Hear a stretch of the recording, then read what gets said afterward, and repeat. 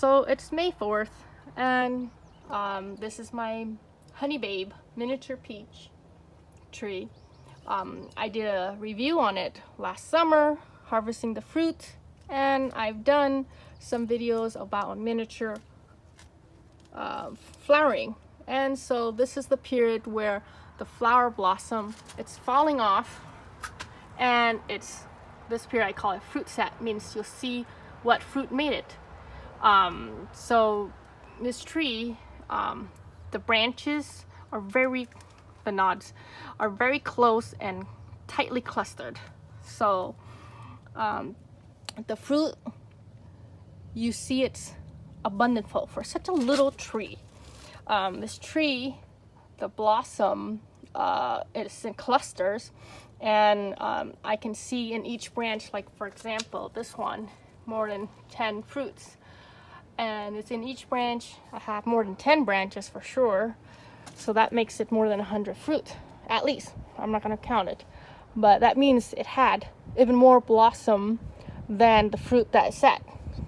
That's why it has more blossom. So when some doesn't make it, some does.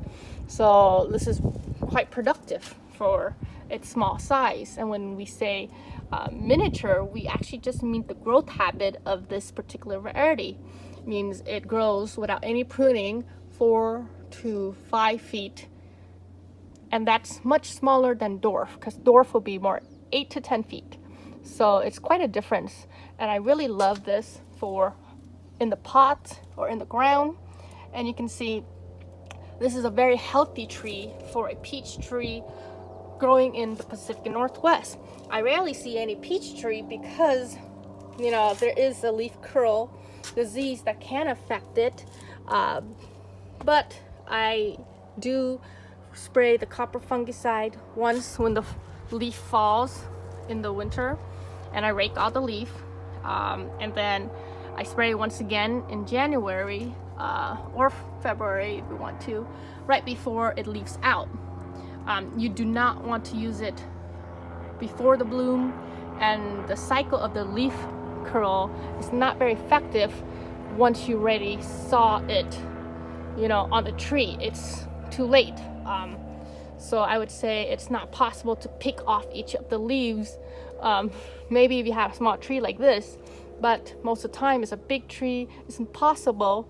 And the bigger the peach tree, it's even harder to maintain the spraying the copper fungicide. And it is a maintenance. It happens every year. You have to spray, but if you don't spray, you're gonna get the leaf curl disease.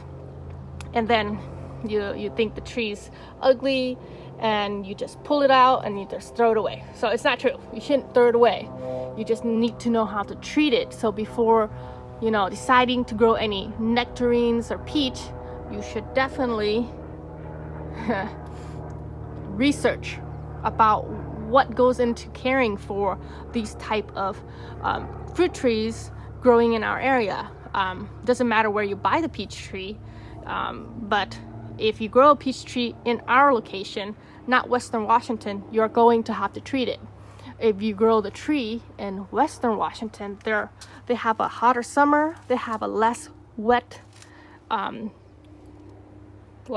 winter and spring compared to us in I live in Seattle, so that's why we get the peach leaf curl disease, the perfect climate for harboring that disease. So don't be scared of growing a peach tree. Just know what you have to do to make it healthy, and it's quite rewarding because we're only 2 months away, less than 2 months away from these fruit harvesting. So I harvest early July. I remember around then. So just a quick information on how fruit set looks like for my miniature peach. I hope you enjoyed this quick video, a quick reminder of if you saw peach leaf curl, now it is late to treat, unfortunately.